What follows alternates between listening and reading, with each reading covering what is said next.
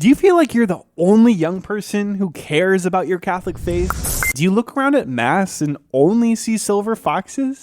We're Jake and Kathy, a young adult married couple, and we're here to tell you, you're not alone. That's why it's time to get Truth Pops. You're going to get a podcast designed specifically for you, a young adult Catholic in a pop culture world. The countdown is on for Truth Pop. We'll connect Christ into culture.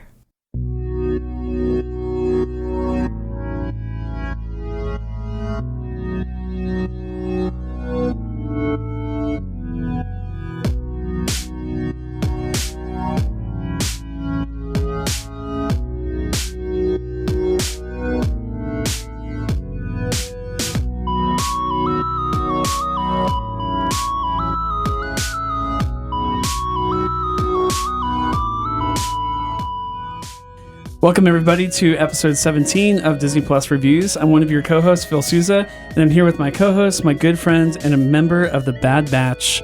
It's Jack Altermat. How you doing, Jack? Come on, Sergeant, we gotta get over it. It's like very G.I. Joe, the Bad Batch, and I like it. Like G.I. Joe cartoon. That's right. I like them because of that. Yep. Really cool. We're talking Clone Wars, by the way. I'm not just, you knew that though. They knew that, right? They were aware. Oh yeah, I'm sure they knew. They clicked download. Well, they saw the title of the episode and they knew exactly what we were talking about before we even started. Okay. Yeah. It's been phenomenal so far. Clone Wars is here. It's back, and it's better than ever, possibly. That's up for debate probably still, but it's really, really good. Season 7 is upon us, and first of all, we apologize for not missing last week. We don't plan on doing that very often, but it was one of those weeks where Jack was crazy busy, but more impactful was my illness. I've been sick really off and on for about 2.5 weeks straight. And last week was one of the worst. I had a really, really bad ear infection. It was very painful. And so I was completely out of commission, like from really like Thursday through the entire weekend. I just didn't I didn't see any member of society except for my wife and child. It's confirmed that it was not coronavirus, right? I don't know.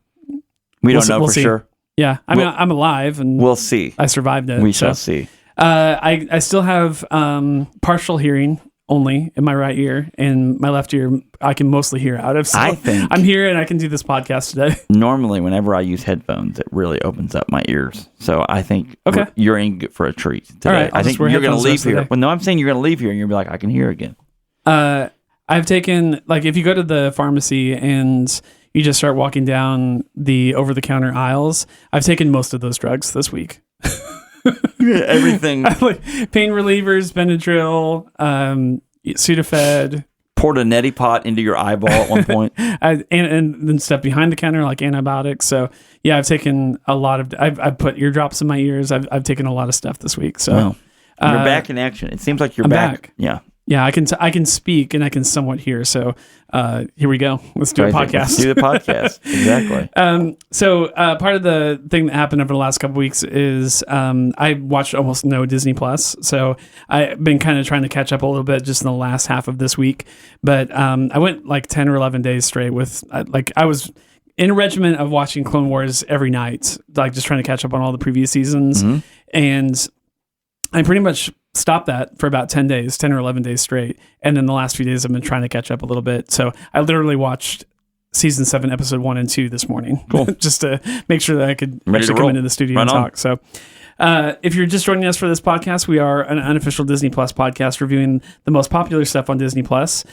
This week, as we already mentioned, we're getting into Star Wars, The Clone Wars season 7. And Jack and I were talking a little bit before we hit record. I think what we're planning on doing is every other episode of this podcast, we'll be talking about the Clone Wars. Cool. I think talking about the Clone Wars every single week may not give us a whole lot to fill out a whole show.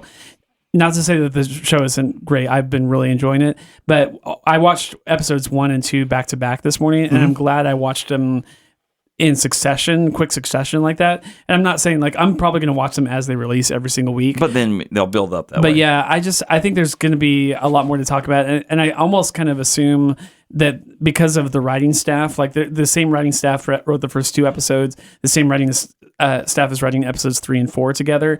And so I kind of feel like they're almost going to kind of go in pairs. Like 3 and 4 would be natural to talk about in one show. So I think next week we're going to talk about a different thing, and we'll talk to you about that at the end of this episode. But for today, we'll talk about episodes 1 and 2. If you've only seen episode 1, you can still listen to the first half of this episode, hit pause when we can switch over to episode 2, and then come back and listen to this episode. If you've seen both episodes, we're going to spoil them, talk about them and everything, so you are in the right place if you've already watched both episodes. Before we get into that, Jack, I wanted to ask you, remind me, first and foremost, and then, of course, the listeners at home, what is your history with the Clone Wars? When did you watch them?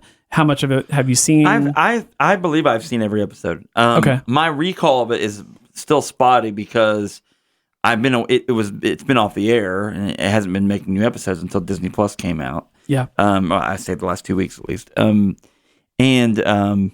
love Star Wars, so like I kind of any Star Wars content I can get my hands on, I'm gonna watch. Because it's the first franchise of any kind that I ever gravitated toward, and it was a big deal in my childhood. So, like, I like the Clone Wars. I think it's well done. The Clone Wars movie, watched that. I'm in theaters. I remember it being really good and thinking. I think I saw it in theaters. I thought it was cool that they could do that with an animated movie. Yeah. And then there's a Clone Wars animated show that was on the Cartoon Network. Have you ever seen that? And it is actually interesting because it does Clone Wars stuff, but it's got it has, what's his name? General Grievous on it. And General Grievous is a much better dude on that show. Cool. Than he is on anything else.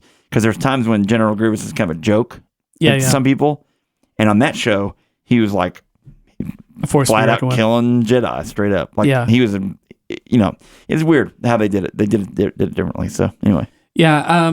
So I'm almost done with season 3. I like I said, I got really halted over the last couple of weeks. It slowed that progress down quite a bit. I was gonna try to get to season 4 even before season 7 came out, but I didn't make it there. But mostly just because I was literally in bed for 2 weeks. But I'm almost done with season 3, and I'll actually talk about that when we get to season 7 recap. Because there's actually a moment that happens in season 3 that's directly referenced in this first episode of season 7. But I will probably get to season 4 in the next week. And then my hope is, I was going to try to watch all 6 seasons even before season 7 drops. That didn't even get close to that. I'm halfway through season 1 through 6 right now. But I still hope to finish the first 6 seasons as I'm watching season 7. Gotcha. So like by the end of season 7, I'd love to have watched all 7 seasons up to that point. So, but yeah, you mentioned it's been off the air for a while. The last episode that aired was in 2014. It's been off the air for 6 years. So I'm sure a lot of people are coming back to the show for the first time in a long time and are just trying to remember what and it doesn't feel like off. that long ago. I believe it's Yoda. The last episode is Yoda is there's a Sith temple that he goes to, fights Darth Bane. Not Darth Plagueis. No, Darth Bane. You're Darth right. Bane, is that right? Yeah. This didn't sound right when I said Darth Bane. Basically fights like a Sith, I almost say Force ghost, but that's not really how the Sith work. But anyway, essentially. And so that's pretty cool. So overall, I thought it ended on a pretty good note, and I think that they've done a good job of kicking it off again. Like, it's got kind of a different take a little bit. The perspective is a little bit different because, is it Reg? Is that the... Rex. Why did I say Reg? Rex, he basically is... I mean, he's kind of been the main... Not one main character, but like kind of a lead character here. He has been, yeah. And he's one of the few clone characters that you see in the live action movies. He's in Rebels. Isn't he in Rebels? Yes. Yeah. He's actually, an old man in he's Rebels, kind of right? multi-generational. Like he existed before episode 4 and after episode 6 even. Yes. So yeah, it's he's been around for a long time. So yeah, and I really like Rex a lot. He's one of the kind of the main characters of the show, even though it's Clone Wars is kind of a weird thing to talk about when you get off of the Jedi and start talking about individual clone characters, because they're all the same actor, they're all the same, literally the same voice. Yep. But they have different personalities, and those they do a good job of trying to. The voice actor that plays all those guys, I should know his name because he's literally like plays 8 characters or more in the series. But I think he does a pretty good job of enumerating them differently so that they sound differently, even though it's all the same guy that's just uttering all the same lines for all of them. But 2 episodes in, 12 total. So, I mean, we're already a sixth of the way through the season. Nice. So it's going to be over before we know it. The final episode's going to be probably early May, like right as summer hits. Okay. So yeah, I'm excited about it. Let's get into some recap. We'll go ahead and recap both of the episodes and kind of give our thoughts along the way. The Clone Wars is different than The Mandalorian. I felt like, I'm not saying that like, I mean, I did like I've enjoyed watching The Mandalorian more than Clone Wars season 7. That said, I think the first 2 episodes that we've already seen of season 7 have been some of the best animated show ever that I've seen. Yeah, like, and it's really, really good. It's just that there's not as much meat, and I think we'll find ourselves kind of quickly going through these synopsis sections a lot faster than we did Mandalorian. Like, right. We would talk 30 or 40 minthis about just one episode of The Mandalorian, and I could see it, maybe being 10 or 15 minutes per episode of Clone Wars, mostly just because this is, I mean, I don't know how you feel. Mm-hmm. I don't feel like this is like a show for kids anymore. Like the first couple seasons of the Clone Wars, you can definitely tell that they were kind of go for very basic plots, very easy to understand things. Now they're like mentioning all these planets and races, and they've built out this world, this universe, and also I do think that from a kid viewing standpoint, definitely younger, like I'd say 12 and up. I would go, okay, 12 and up, that sort of situation. But the biggest thing with it is, like you're saying, like they have fleshed out kind of the characters and they've fleshed out kind of the world you're in, and you're kind of seeing that progression of Anakin slowly becoming an adult, and the adult he becomes, and he's not as Pollyanna about stuff. Yeah, and he's got his own character to him. Even the way and I don't want to skip ahead, but like in this newest episode, even the relationship between Obi-Wan and Anakin now is not the same. Like it's just not the same relationship, and that they're going to play that out. And that's I'm kind of looking forward to that. Yeah, because we've been left with this weird gray area where the Clone Wars, Attack of the Clones movie to the Revenge of the Sith movie, there's a big jump between Anakin and that middle point, and we're seeing the middle point. We're in now. the 3-year gap. There's like in the timeline, the Star Wars timeline, there's 3 years that progress between those 2 movies. Yes, and so in the course of 3 years, by the time Revenge of the Sith starts, you're like, whoa, like what did I miss? It's because there's 3 years that transpired. And I remember thinking when Attack of the Clones ended, I remember leaving the theater thinking, I mean, they were really going to have to do a lot to get Annie over the edge to do what he's supposed to do here to become Darth Vader. Like, yeah. And the goal was he's just going to become Darth Vader and be like, I got a helmet now, yay! Yeah. The goal was always that through this show, through 2008, I think it was, up to 2016. What year was it? 2014. 2014. The last season. During all of those years of the Clone Wars, and of course this final season, to tell that story, to say like, okay, we're going to span the gap in between episode 2 and 3. Right. So, and we needed it because, like I said, it was a big jump. Yeah, and it's cool. It is a little jarring for me to go from season 3 to season 7. I've not seen any episodes of 4, 5, 6. Yeah, there's probably a real big difference. Like there, I mean, already I'm already realizing how different Anakin is in this season. Now he's still not like full Sith, full Darth Vader. Obviously, they can't do some of that because that happens during the course of the events of episode 3, Star Wars episode 3, Revenge of the Sith. Yep. But he's already noticeably different. Like I can tell that I've missed a lot of stuff in 4, 5, 6, which I intend to get to over the next couple months. But yeah, one noticeable omission right now is Ahsoka. Ahsoka's not been in the first 2 episodes, and she's actually one of my favorite characters in the show. Mm-hmm. I think I saw a synopsis kind of spoiler thing, and she's obviously been in the trailer. I think she might be in the next episode, in episode 3. So I hope we get to see a lot of Ahsoka, because she's definitely one of the reasons I go to this show is for her. Right. So, but yeah, it's been really good. Let's get into episode 1. So it jumps straight into it. One of the things I appreciate about the episodes is every episode has that kind of, there's that announcer kind of guy that's an explainer. narrator. An explainer for you. Yeah. And he's like, the battle for Naxxes or whatever it is. Yeah, it's very that's very old timey 40s radio. It does, yeah. It sounds like that's kind of cool. So I like that about it. So I say 20s, 30s, 40s radio, like old school.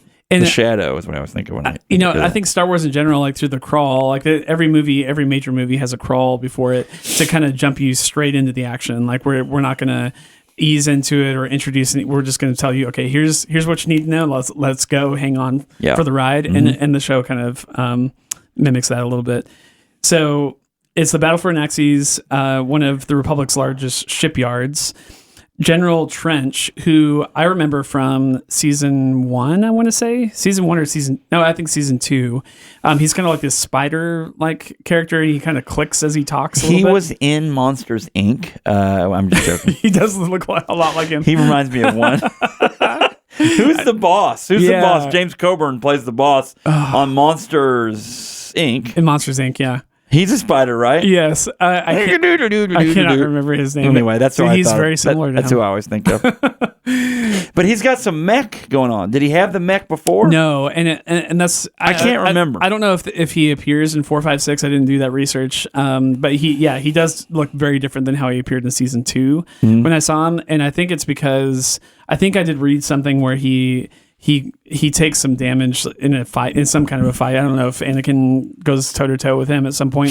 At some point, he basically needs like cyborgian kind of tech to keep him alive. And the mech union people you see in and I'm again jumping ahead. There's the mech union people that you see in the second techno union. They're kind of synonymous for that. And I remember when we saw them in was it the Revenge of the Sith, or maybe in the one before Attack of the Clones, maybe the first time we see them, we see that incorporated mech stuff into people, and it lends itself to Darth Vader. When you think of Darth Vader, you think of this cyborg, you think of this man plus machine, and those people, that's kind of what they do. Like they have machine incorporated into themselves, and so now this guy, Trench, has that same kind of look going on, and it kind of fits into this universe. Yeah, and we won't spoil it till we get to that part in episode 2. If you haven't seen episode 2 yet, I'm not going to spoil it for you, but they ramp that up to 11 at the end of episode 2 as far as like cool. when machine meets man, what can it look like and what can it do? Yeah. So, anyway, General Trench is obviously a separatist. He's leading an attack against the shipyard in Naxxes. Mace Windu, who's barely in it. I mean, I think he's pretty much non-existent in episode 2. Right. In episode 1, we see him at the very beginning. He's very high level at this point. Like he's, I don't know if he's a member of the council. They talk about this council that makes all these decisions about battles and stuff. Like, yes, this is a campaign that we're going to do, or we're not going to do it. I don't know. We see him just ever so briefly at the beginning.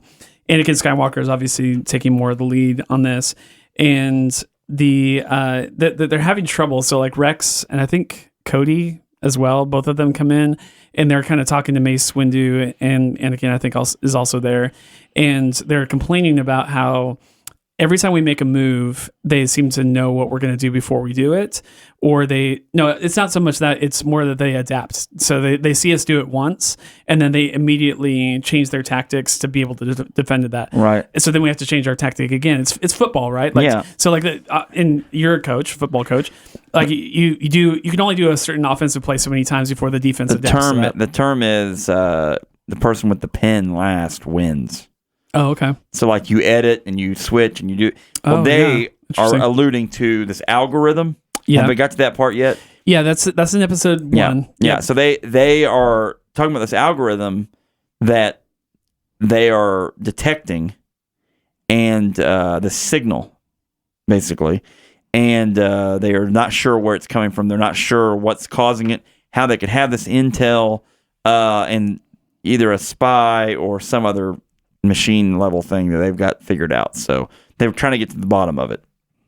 Yeah, they're it's like the enemy knows their playbook, like the to use a football term. So they say they're going to take a small squad behind enemy lines. There's this cyber center that relays intel to the troops that they've established on Naxxes. Roger. And and so they're going to send a small team, a special forces kind of team, back behind enemy lines and basically try to cut off the source to the troops, like the battle droids troops. So, they're sending out some kind of like, hey, all the troops move left or move right or whatever, take this side and flank the enemy on this side. And they're like, okay, if we can cut off the transmission point, then we can kind of turn the tide of this battle. And so, by the way, that's one of the things I really love about the show just in general is that it is about war tactics. Like, we have the Star Wars movies mostly because we love the stories about the Jedi and about this small band of human heroes. Yes. But the show almost is seemingly not even interested in talking about any of that. Like there are Jedi. Obviously, Ahsoka's a big part of the narrative. Anakin's a big part of the narrative. Obi-Wan's in a lot of the episodes. But they really only exist as war heroes. Like they're generals. They call them general, like General Kenobi, General Skywalker. And Ahsoka, even in her younger years, is seen as like a leader. But most of the stories and most of the plots of these episodes is about red versus blue. It's this side of the battle versus that side of the battle, and how are we going to flank or attack or if we strategize in this way. And so a lot of the episodes are the politics of it, but I think wisely they kind of dumb that down. They don't talk about it very much. And growing up, like I loved G.I. Joe. I loved that aspect of it. G.I. Joe is not as succinct, and it's also like it's some of this idea, but it's kind of some goofy storylines like in the cartoon stuff, and also their animation was really not good at times. Like, you know what I'm saying? So like this though takes a little bit of a cue from that, and it actually, like you said, it's kind of the not back stuff, but like the war part of it that you don't normally get to see, and it's an aspect that's kind of different. It's a nice, refreshing change from, let's just talk about the Skywalkers nonstop, right, and what that looks like, or the Jedi's nonstop, or that sort of thing. Because the ground troops basically are these clones that are basically cannon fodder for, it's Operation Human Shield on the Republic side, while on the Empire side, basically, it's not the Empire yet, but they're the Separatists or whatever they are. It's let's put some robots out there. So actually, who is more humane, Phil? Who's actually the good guys here? You see your team Separatists. I'm a little worried now. I'm a little worried. Wait a minute. I know the answer to this. It's all one team. It's all one. Have you ever thought about it that way? Darth Sidious is running both sides. He is. Yeah. He absolutely is. And that to me is like the weirdest hilarity of the whole thing. Like, you know what I'm saying? Yeah, like, Dooku is seen as kind of like the ultimate admiral of the Separatists, but he's not. Like, he's a fool. He's taking orders from Darth Sidious, who's in charge of all of it. Yeah. And laughing the whole time. Yeah, with his cackle. Weird. In the same way that Rogue One, I think, was refreshing for a lot of people to see boots on the ground, average Joes, nobody has any special powers at all. That people are like, okay, well, this puts the war in Star Wars, Yeah. I feel like the Clone Wars has also done that for people too. It's like, okay, show me what the war is like. Yeah. Everyone talks about the Clone Wars, but we don't see it. And even the Clone Wars were first referenced back Obi-Wan. Like, I fought with your father in the Clone Wars. Yeah, yeah. And I remember being little going, what was that? Yeah, what's that? What's all that's that about? Cool. Yeah. So, anyway. Yeah, it's been a great show to watch. So, so getting back into the story of episode 1, they mentioned Fives, which he's a pretty major character from the first couple seasons. He dies, I think, in season 2, maybe. They mentioned, so Rex is talking about these brothers of his that he's fought alongside, Fives, Echo, Heavy, all of those guys are gone. And, there's just a few of us that are left. And he says, Echo's dead or whatever. But then they start, figuring out about the signal, and they're like, is it possible it's Echo? Like, is it possible he's alive? Because, and he thinks this is possible because Rex says that this is only Echo would even know about this. Yeah, yeah. And there's no other person that would know about this. It has to be him. Yeah. It can't be anybody else. And so it makes sense to him, but he also doesn't want to believe it. And he's also like, the clones are just that. They're clones. They do have feelings. They're a clone of Jango Fett. They're a person with feelings, but they're not like they're second-class citizens in this galaxy. Yeah. You know what I'm saying? Like they're not afforded the same things as real people, which is really weird. Right. And so him to go off on this limb to think this is possible it's kind of off of his programming a little bit as far as who cares. I mean, that's not a person we need to care about. We need to move on with what the mission is. Yeah. But he stays on it, and leads him to, where does it lead him to the first time? The plan, or no, you said it first. The Anaxes. Anaxes, and basically, then at this point rewind. They team up with the Bad Batch, which is this best of leftover parts. Yeah, battalion basically. So the Bad Batch is kind of like that's how they refer to themselves is like a moniker that they came up with. They're technically Clone Force 99 is what their Special Forces team name is. But it's have I missed this? Have they ever talked about this in any I've Star never Wars heard property? this before. Maybe these are basically defects to say it one way, but also like enhanced soldiers to say it another way. They're defects that ended up benefiting these people. So they kept them. Yeah. So they kept them because I would assume when they have a Bad Batch like that, they don't keep them around. Yeah. Normally, right? I mean, they're never going to talk about that, but there probably are a lot of defective clones that they just dispose of somehow. Yeah. Mm-hmm. I don't want to go too much into that, but yeah, these are defective clones that are actually like better than what they can normally produce. They have some aspects that are better. So like their leader is Sergeant Hunter. Okay, and he is kind of Rambo.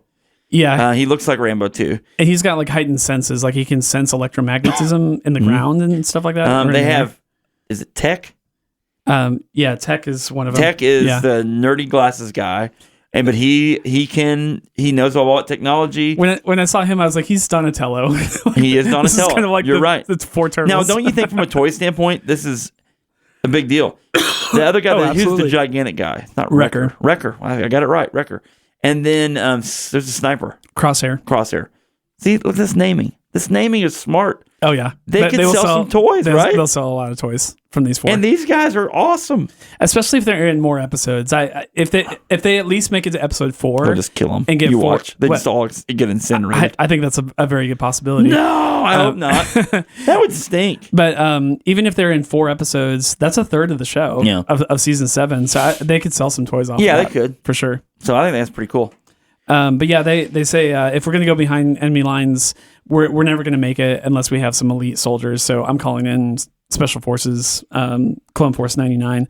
I really like these guys. I think they have a lot of personality. They each have like none of them are like full Jedi. Yeah, it's A-Team. It's the A-Team. Yeah. They've got special skills. They all have one skill that they are really good at. Yeah, and I think that's really cool. They're like the best at. And it is interesting that. I think it's Cody has like never heard of them, but Rex knows about them. But they have a storied history of like kicking butt, like on several planets. Like these guys have been around fighting battles in the Clone Wars for a while. They're a good addition. So yeah. Anyway, so let's go back to. I don't want to get too far into Echo because I think we'll talk about him more in episode 2. But what we know of Echo. From season 3 of episode 19, which is so crazy to me. Like I literally watched episode 3:19, season 3 episode 19, right before I watched this episode. It was the episode that I watched right before this, and it was like apparently the only episode you had to watch before this episode. And I just happened to watch that one.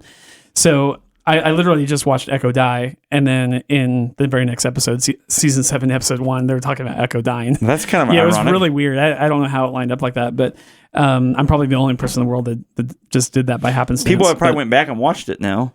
Oh, you know what absolutely. I'm saying? But not in order.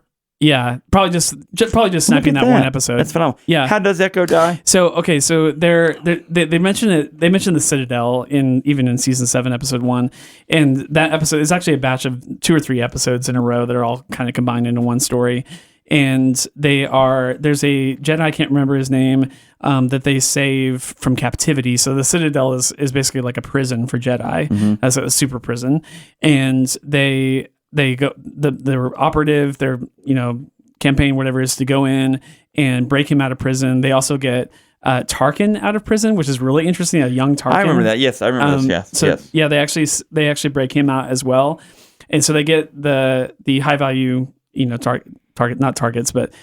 these people out of prison, and they're going out and they're trying to make it to a transport ship and get off planet and get out of Dodge. And they just can't. They get under so much heavy fire that they can't leave.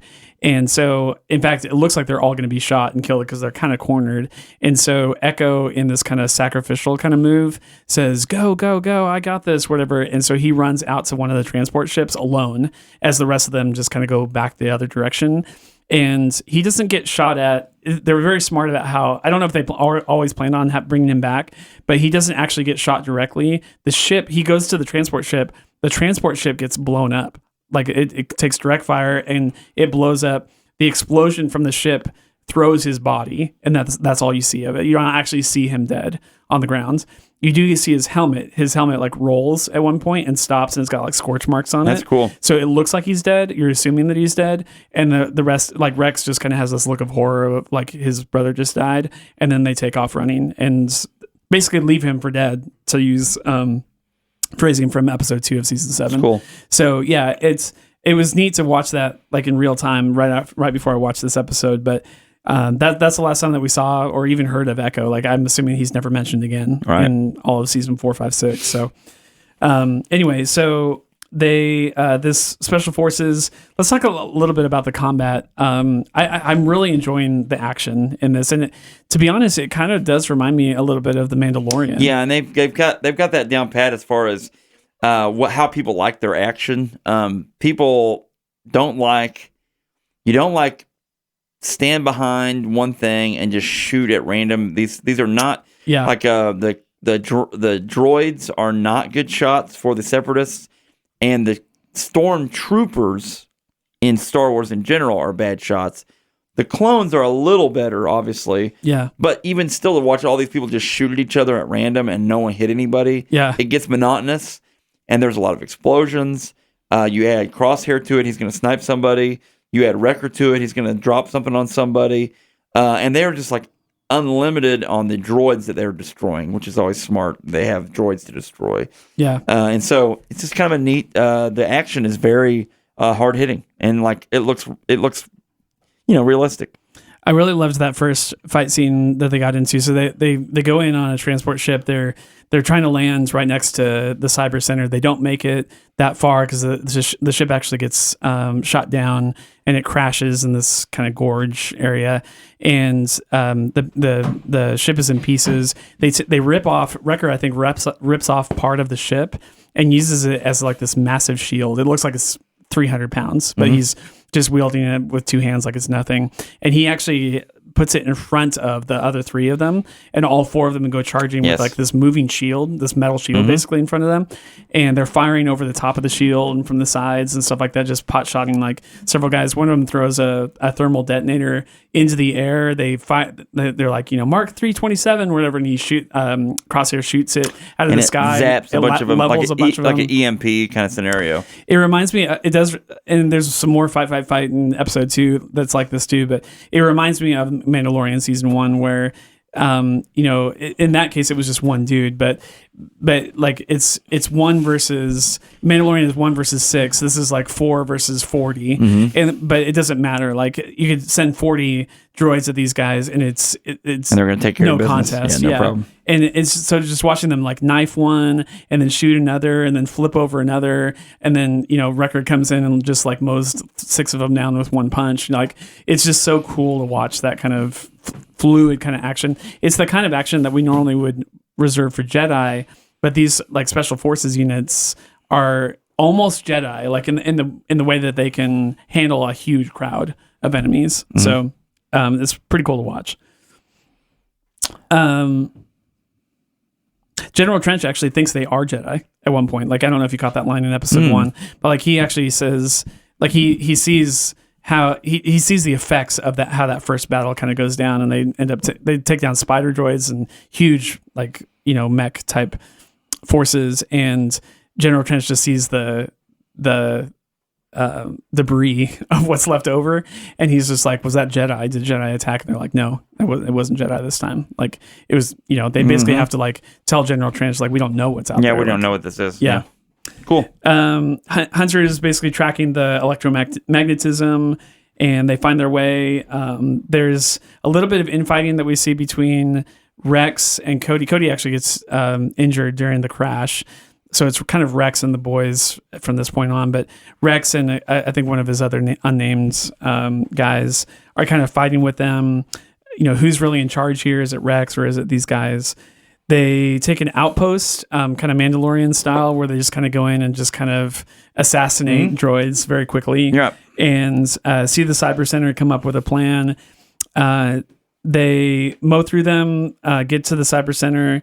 Tech takes a look at the computer. They say, "Okay, you're the smart the guru. one." Yeah. And so he looks at the computer. Donatello does machines. Yeah, that's a fact, Jack. Yeah.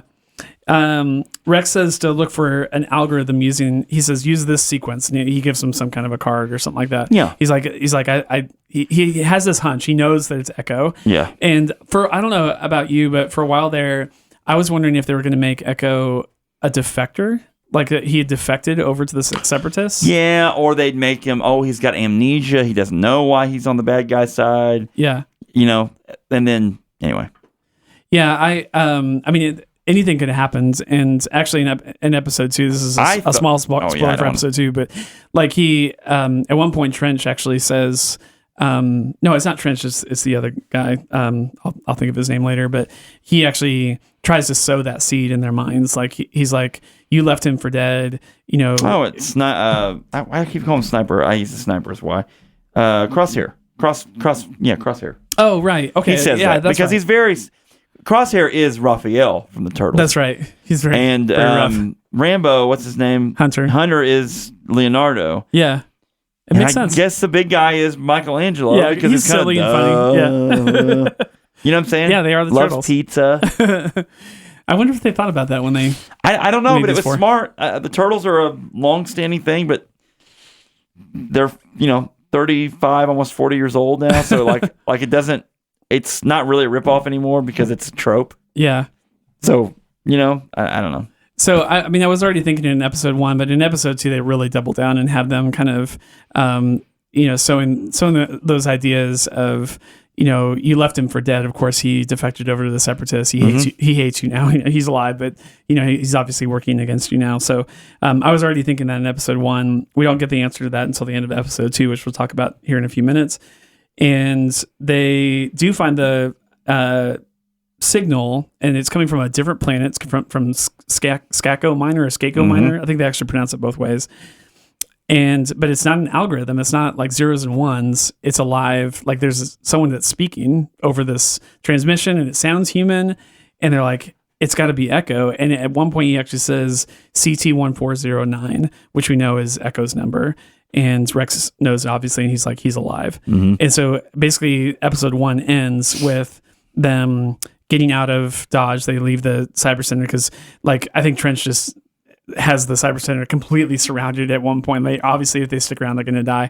So they got what they came for. They get out as quickly as they can and barely escape. Under fire, they basically make it out. And now they know that Echo's alive. And that's how episode 1 ends. We got to find him. So it's cool. Any other thoughts on episode 1 before? No, I thought it was a good setup, and the season or the episode 2 is of this season is really, really solid too. So yeah, I think that we covered all of it. So yeah. So we'll jump in episode 2. So episode 1, it was really about the clones. I was a little surprised that they didn't have some really popular characters in that episode.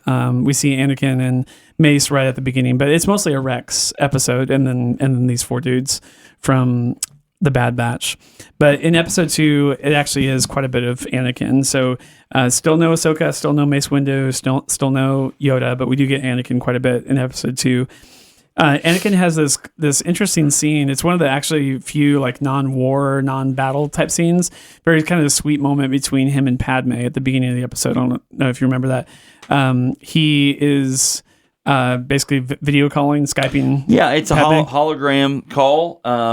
He has this thing. Rex and him are really good buddies. Yeah, which is kind of neat. It's cool to see that. Yeah. Out.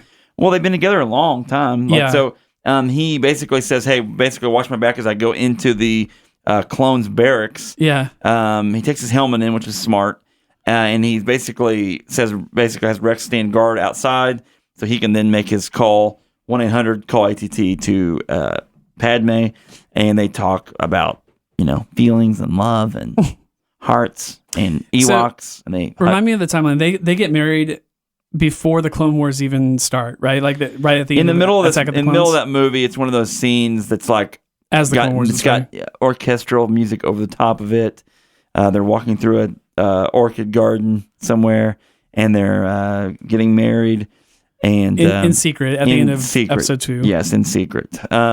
He is still so young looking. Yeah.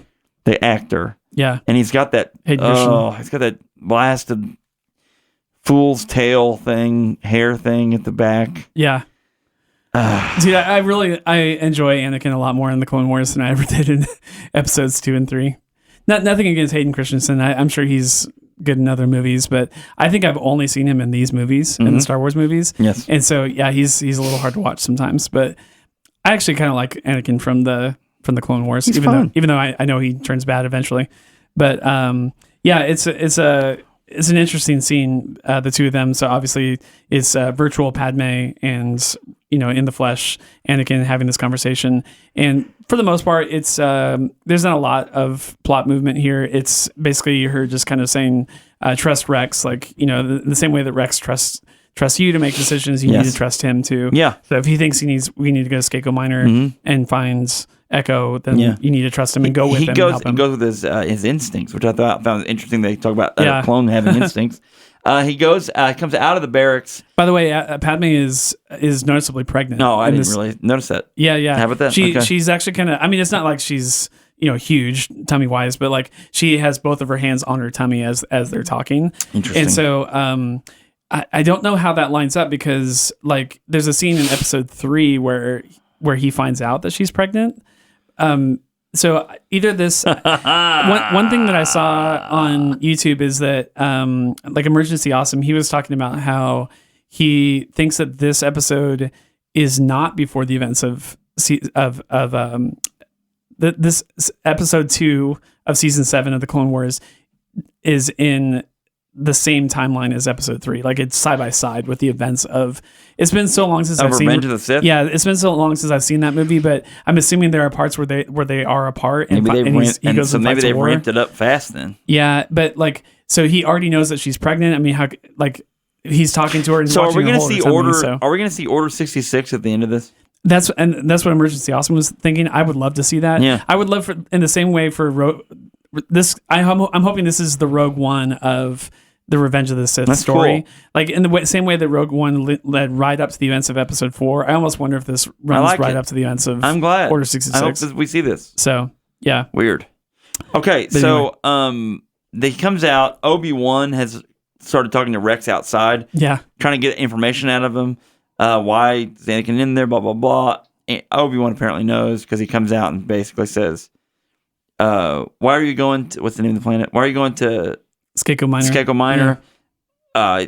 We need to go there, blah, blah, blah, blah. Like blows him off. And then he's like, well, did you at least tell Padme that I said hi? Yeah. And then he kind of rolls his eyes halfway, Anakin does, and then walks off. Like their relationship is not very good. No. Yeah, it's definitely distant. It's kind of a bummer. But Yeah. that to me is like kind of the signs of the end. Yeah. It's coming. They have a lot of ground to cover over the next 10 episodes. Yeah. Like there's only... It sounds like a lot, but there's only like 220 minutes left of the Clone Wars. So, like in those number of minutes, they really have to kind of see them separating pretty good. Because by the time Revenge of the Sith comes around, he's not interested in any kind of relationship with Obi-Wan. Well, they don't like each other, yeah. So, So they basically go off to battle. They're going to go to Skako Minor, and you can tell Obi-Wan's like kind of against this mission, but and he's like, we need to talk to the council. But like you said earlier, Anakin's kind of foolhardy and was like, no, we're going. They get to Skako Minor. It's this really rough planet. I don't know that we've seen it before. A primitive planet with primitive people. They come into the atmosphere. It's this yellow haze of a planet. Yeah, and there's this gigantic winged creature you see flying in, so you know something's up. And that was a foreshadow, because then Tech says it's a very primitive planet, primitive to say the least. That's an overstatement. And they basically worship these gigantic winged creatures. These these lizard creatures. The natives are called Poltecs, which I don't think we've seen their race before, and they worship the Kiridax, which are. It kind of reminded me of the kind of winged creatures in The Mandalorian, like in the final episode of Mandalorian. And actually, this is a tie-in because this is actually the How to Train Your Dragon universe as well. So okay, yeah, where makes these sense. animals come from. Continue. Sorry, it's toothless. it's toothless. The flying reptiles, these Kiridax, actually attack the ship after it lands. One of them quickly grabs Anakin in no time at all. Anakin drops his lightsaber on the ground and flies off. And Crosshair does this really cool, like in the moment kind of move. He fires a bolt into the air. It's like a grappling hook type of thing. Attaches it to one of the Kiridax. I think it's the same one that has Anakin. And Hunter grabs the rope and ends up going for a ride. So he ends up kind of flying, like attaching on and kind of going along for the ride. He follows it all the way to their base and kind of takes a position kind of high ground above this base of Poltecs. And I wanted to play a little bit of the audio that the Poltecs have. I don't think we've seen this race before or seen them. Maybe in the back, they've been in the background of some kind of cantina scene or something like that. But before you cue that up, they do a cool thing, and you may be talking about this too, the language part of it. Yeah, it's cool. It's smart what they did with this, and it doesn't. It's good because they don't just explain it away easily. Yeah, they have to come up with a solution. Yeah. So that's what they sound like. Okay, I think we're gonna have a slight communication problem. So the audio, like the sound editing in this show has always been really good. Yeah. But when I heard that, I was just like, holy crap. Yeah. That sounds awesome. Well, it's smart because, like I said, then they've got to come up with how are we going to solve this, because they'll just start yelling at each other and someone will just end up dying. You know, Star Trek was always the universal translator was the explanation. They just have it automatically so they can figure it out. Star Wars, normally you have C-3PO right to figure this out for you. Human-cyborg relations. There you go. And because he can speak a billion languages. Like 6,000, yeah. Yeah, and so, or the dialect of something else. And in this situation, they're just kind of out there speaking to this primitive creature. So yeah, Tech basically ends up becoming the translator for them. He's basically the C-3PO of the situation and translates in between them, and they are able to have a conversation just because Tech has some kind of a device that it's kind of a C-3PO-like cyborg kind of device that he's holding in his hands, and he's able to somehow, like within a few seconds, kind of determine how to speak their language, and then he speaks into his helmet. Anyway, it's not explained, but somehow he is able to kind of understand and then speak for them. It gets us there, though, as opposed to just hand signals or something later that they have to figure out. Yeah. This is better. Yeah. Pretty cool, though, that they didn't... Like, I like that Star Wars is a big enough universe, a big enough galaxy, I guess, to say that, you know, not everyone speaks English, you know, or whatever they're calling this human language. Yeah. But, like, everyone, you go to the Senate and everyone is speaking one language, but that doesn't mean that everyone, like in the Outer Rim and stuff like that, knows how to speak this language. Well, and even Jabba. Yeah, exactly. How to use, Yeah, you either speak Hut or you don't. So, yeah. You know, whereas like you think about Han, like Han knew what Jabba was saying. Yeah. We didn't know what he was saying, which is really weird. And there's a lot of languages in the other movies, but they just keep adding more and more races of these, primitive species that they only know their language and they haven't learned to speak anything else. Yeah. So very interesting. So he translates, Anakin basically through the translator says, tell him we didn't bring the war here. Wat Tambor, that's the guy I was trying to think of earlier, and the Separatists did. So now that they're on Skako Minor, they're not in General Trench land anymore. They're in Wat Tambor. Wat Tambor is basically the leader of the Techno Union, right? Which created, of course, most famously created the droids. At one point he says, there's actually a scene with Wat Tambor where he's like, they won't attack us here on Skako Minor. They won't actually pull that, go through with that plan. And his reasoning is because we're neutral. And I had to look this up because I didn't understand what he was saying. Like, he built all the droids. They're not neutral. Like, they've been supplying an entire army for the Separatists. They are clearly on the Separatist side of this war. But does he supply stuff for the he Republic also, as well? Wat Tambor also builds ships mostly for the Republic. And is the Emperor probably pulling strings for them too, probably at some level. Yeah, I'm sure, and some of that double-sidedness I think is just inherent in the overall plot. But he's like the reason he won't attack us, that Rex and his guys and Anakin won't attack us, is because we're neutral. I found that so laughable that he thought that was actually going to be the case. Right. But and clearly they do attack, obviously, here in a little bit. But he said, we just came for one of our men. We're not here to bring a war to your planet or anything like that. He's being held prisoner in Perkal, I think is the nearby city, and then we're out of here. We'll leave you be. And so that basically settles them down. I thought we would see more of the Poltex, and that we don't. Like, that's pretty much the whole thing. But the leader here sends soft serve ice cream. serves them up a couple guides. They take them literally to this big rock, where Hunter already is, and then then they're done. Yeah, I almost wonder if they'll come back in episode 3 though. Like they're still on the planet at the end of episode 2, and I wonder if maybe the Poltex have to help them escape or something like that. I would like to see more of that. I'd like to see them fight, because we don't see any active aggression, except for the actual like taking of Anakin, which really wasn't them. It was the Kiridak creatures. But I would like to see them fight up against droids. I think that'd be kind of cool to watch. So there's a couple little scenes before we get back to fighting. We mentioned this already, but there's the Bad Batch are kind of accusing them of leaving Echo for dead, which makes them angry, and they start to kind of rough up each other a little bit.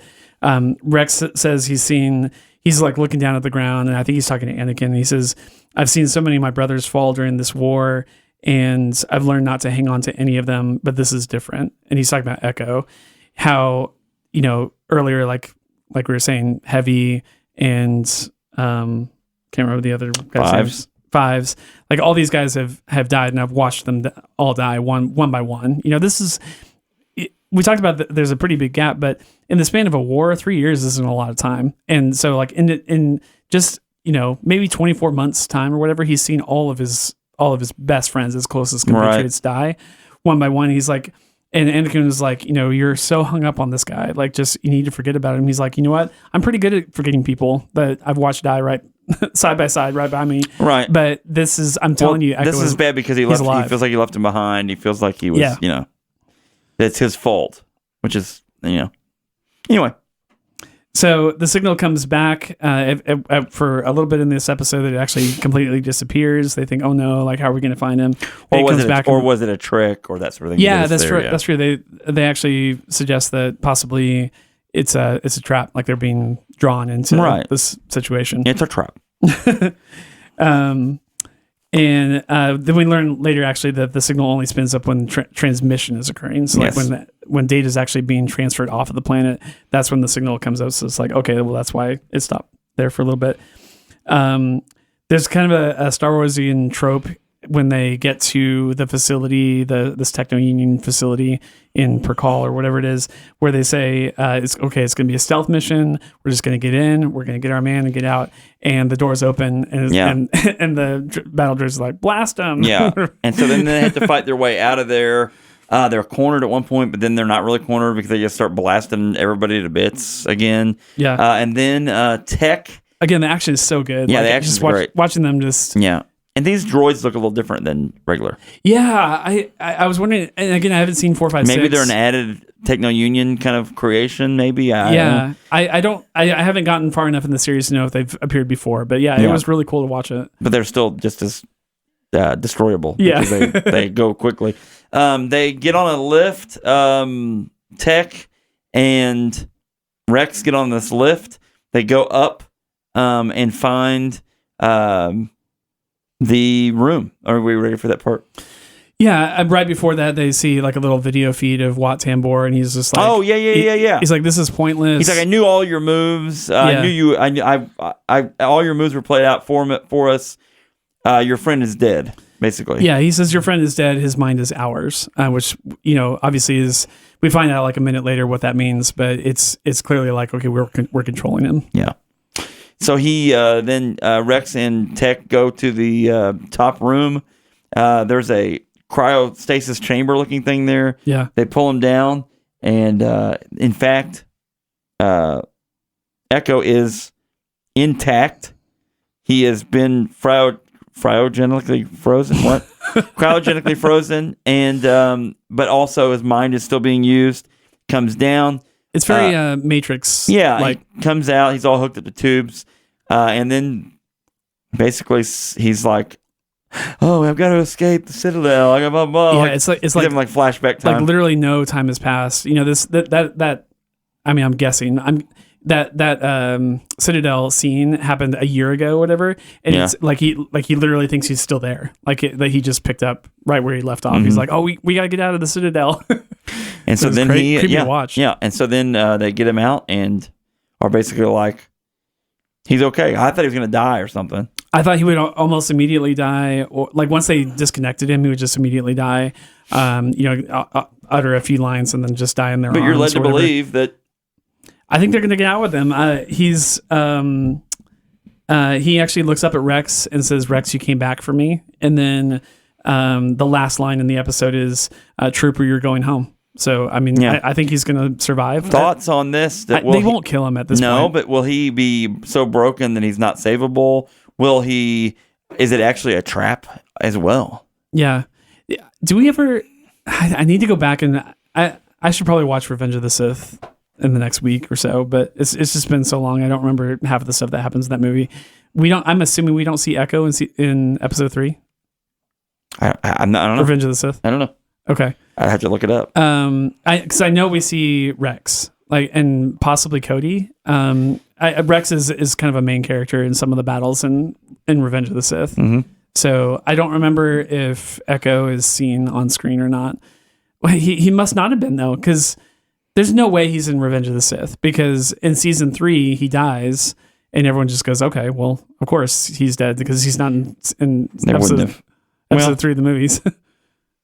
So who shall know? We shall see. We'll have to look it up, but I'd like to go back and watch the movie just because I really feel like I think a lot of people are expecting this final. Everyone knows it's the final season of the Clone Wars. There's nothing after this. The next 10 episodes are it. That it's got to point in the right direction of Revenge of the Sith, if not tie up very seamlessly with it, kind of like Rogue One did for episode 4. Okay, so. Couple just general points. The CGI in this show astounds me. I've really enjoyed it. You go back and watch the original Clone Wars movies, or even the first 2 or 3 seasons of. Like I said, I'm in season 3, almost done with season 3. The CGI isn't like night and day different, but everything looks just so much more real in this season. The facial animation. The way that they walk, the way that they talk, even like the way that their mouth movements and stuff like that, everything looks photoreal to me. The colors and the way that the things bounce and strike against each other is just so much more pronounced. They're obviously working on 2020 tech. Their computers are rendering video a lot better than they could back in even 6 years ago, let alone 10, 12 years ago. But I'm just really enjoying the CGI. It looks really, really good. It's very vibrant. Kind of hard to explain why it looks the way that it does, but it looks great. I really like the idea of elite clones. That this hasn't. We've seen clone troopers or stormtroopers that are elite because of the weapons that they wield. So take like the Mandalorian for example. That stormtrooper is going to be difficult to take down because he's holding a Gatling gun, or that stormtrooper is going to be difficult to take down because he's holding a flamethrower. Uh-huh. This is not that. This is like you take away all their weapons and good luck trying to take record. Yeah, and they just inevitably like they have another level of ability.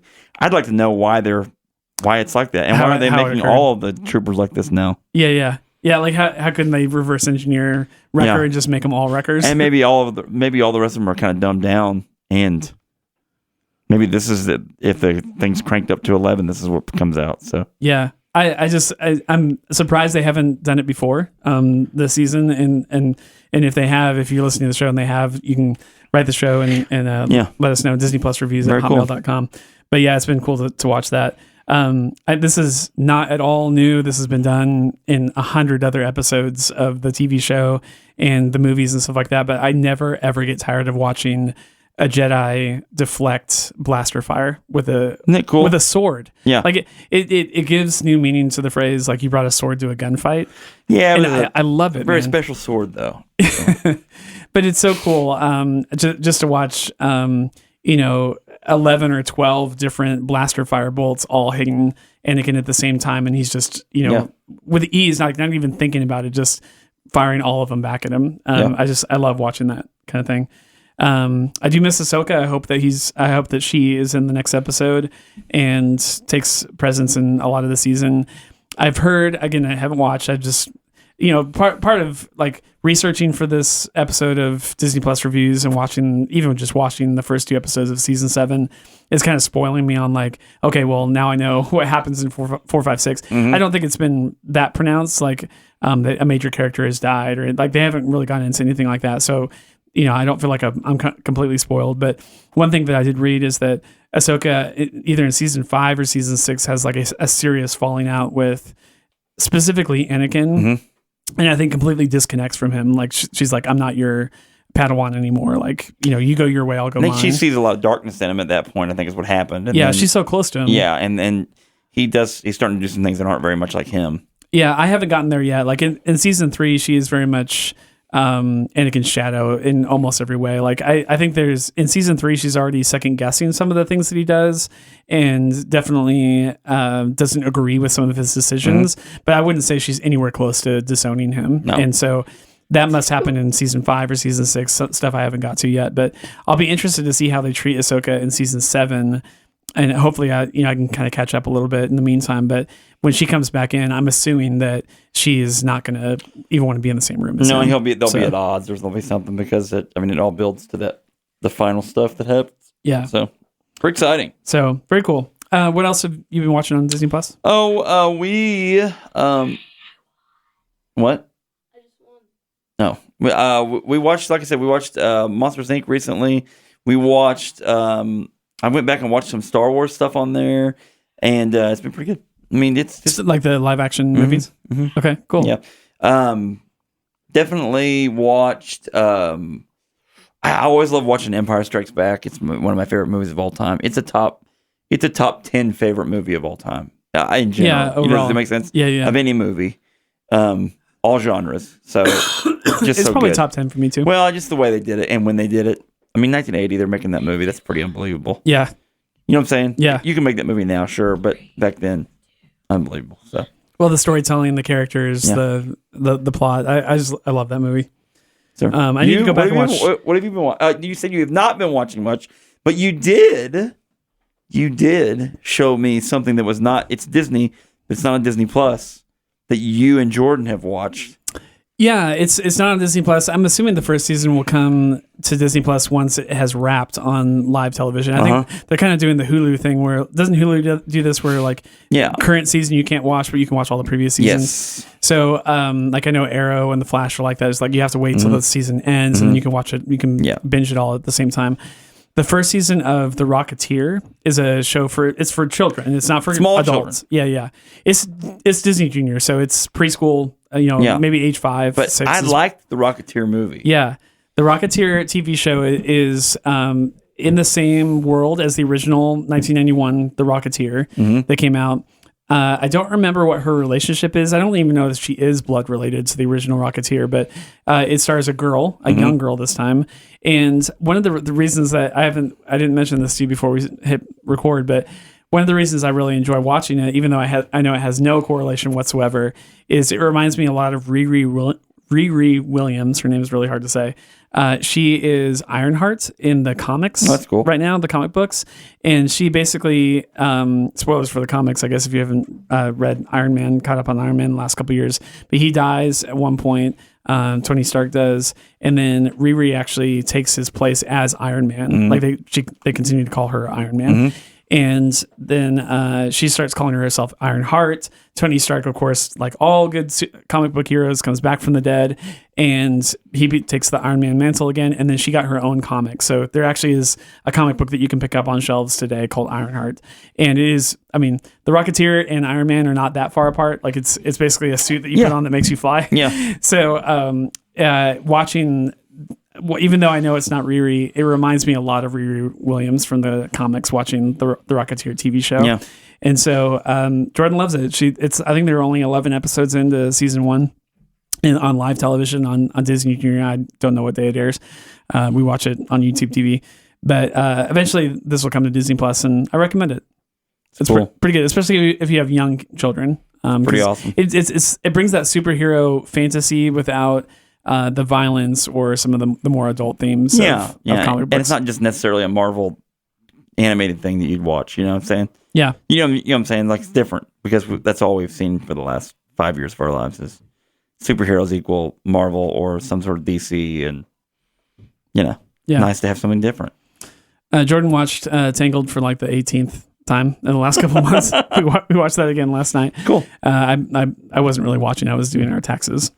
In the last week, obviously, I've mostly been watching Clone Wars. I did want to talk about one scene in one episode, which you will really love to hear about. I know this is an episode you've seen, but you may not remember it. Mm-hmm. There's a scene which I thought was so ingenious. It reminded me of Mandalorian, and that's why I want to talk about it on the show. It's in season 3. It's probably around episode 15 or so. They are going into maybe, actually, this might be the invasion of the Citadel, actually, where Echo ends up dying. Counterattack. Is it called Counterattack? I think it's Counterattack is the one where Echo dies. I think it's the episode right before it, or maybe 2 episodes before it. They're going in and they are being the transport ship is being piloted by droids so that they can sneak in. It's basically hey, there's nothing to see here type of thing. Yeah. And so they're going in to this planet. R2-D2 is on the ship, and 3 battle droids that they've reprogrammed are flying the ship, and they have all these humans, Jedi and clones and stuff like that are on the ship, but they know that their heat signatures, like their whatever signatures that they give off, they'll be able to be scanned and see that there are humans on the ship, and they'll get shot down. So they end up flying under the radar, literally, with their heat signatures by freezing all of them in carbonite. And I thought that was so ingenious to watch. They literally, it looks like Empire Strikes Back, the scene where Han is going like down under the floor and like comes back up. All of them go down at the same time. There's like 5 or 6 of them. Anakin is one of them. Obi-Wan is one of them. They all go kind of down under the floor, all come back up completely encased in carbonite, and then they load them onto the cargo bay part of the transport ship, and that's how they get through the radar. It's awesome. Yeah, they're all frozen in carbonite, so it doesn't look like there's any humans on the ship. And then they thaw them when they get behind enemy lines and go to town. It's cool. So it's pretty cool. It's awesome, man. It's awesome. So yeah, highly recommend Clone Wars. Obviously, if you're listening to this show, you probably already love Clone Wars, but the original seasons are just as good, honestly, as season 7, if you're enjoying that. So let us know what else you want to hear about on this podcast. Send us in your review or something else that you've watched on Disney Plus. We'd love to include you in the show. Or if you want to correct us on anything that we got wrong, I'm sure we got several things wrong today. disneyplusreviews@hotmail.com is the way to do it. We, like I said at the beginning of the show, we are every other episode, I think, of the show going to talk about Clone Wars, because we talked about 2 episodes in 45, 50 minutes. And I just think it's going to make for a better show if we just have more to talk about as opposed to just a little 22-minute episode. So next week, we are going to do Flight of the Navigator, right? Yes, let's do it. So I've not seen Flight of the Navigator in a long time. It's been a long time for me, too. The movie came out at like that perfect age for us. Jack and I were born in the same year, 1979. The movie came out in 1986, which was like the perfect age for this movie to hit our radar. And so I know like both of us loved it when we were kids. I remember having the VHS tape. We wore the crap out of that VHS tape, watched it probably a dozen times as we were growing up. But I've not seen it in probably at least 22, 24 years. And so I'm interested to go back to it and see how well it holds up. So if you're old, like Jack and I are, and watched this movie when it first came out in theaters, go back and watch it with us. We'll have a good discussion about it next week. If you've never seen Flight of the Navigator, I bet there's probably people that are listening to this podcast that have never even heard of Flight of the Navigator. Watch it. It's a very interesting thing. It's basically a human kid that has to pilot this alien ship. Yeah, so don't give it away though. Yeah, that's all I'm going to say. And then Alf comes out of the ship, and Alf's not in it. Oh, sorry. I thought Alf was in it. Sorry. Very contemporary. Wrong. With Alf, though. Gordon Shumway from Melmac. Alf is here. So that's same year, basically. Yeah. So aliens were a big deal. So then. we are going to do a 2020 review of the 1986 movie Flight of the Navigator on the show next week. Come back in 2 weeks if you want to hear some more Star Wars: The Clone Wars talk. And I think we mentioned this a couple weeks ago, but it's even more of a salient point now. But in 3 weeks' time, not on Saturday, but on Sunday, March the 22nd, we're doing a live panel at Planet Comic-Con. If you're in the Kansas City area or can get to the Kansas City area, especially if you like going to Comic-Cons, we're doing a live show at Planet Comic-Con this year, March 22nd. It's at like 1 p.m.? 2:30 p.m. 2:30 p.m. on that Sunday. So you obviously do have to get admission to the con, to the convention itself. Yes. I think it is a little cheaper on Sunday. Yeah. If you're only going to go on Sunday, you'll save money. But John Cleese is at this year. There's several. We'll go over the list. Next week, we'll talk about who else is at the Comic-Con. We'll have to figure out who's there on which days, because I don't know if John Cleese is there on Sunday. We'll just assume he is. I talked to him this morning. Okay, good. He thinks he's there. He's going to look at his schedule. Okay, sweet. We're friends. So Jack and I are obviously going to go to the convention and kind of experience it all weekend and have fun. But we are doing a live show, and we hope that you attend if you're listening to this. It's awesome. All right, that's it for this episode. We will see you next week for some Flight of the Navigator talk. You're the Navigator. You're the Navigator. That always reminds me of Last Starfighter. You ever watch that movie? No. It's not Disney, but what a great movie. I love it. Anyway. You're the Starfighter. Anyway. All right. Thanks, guys.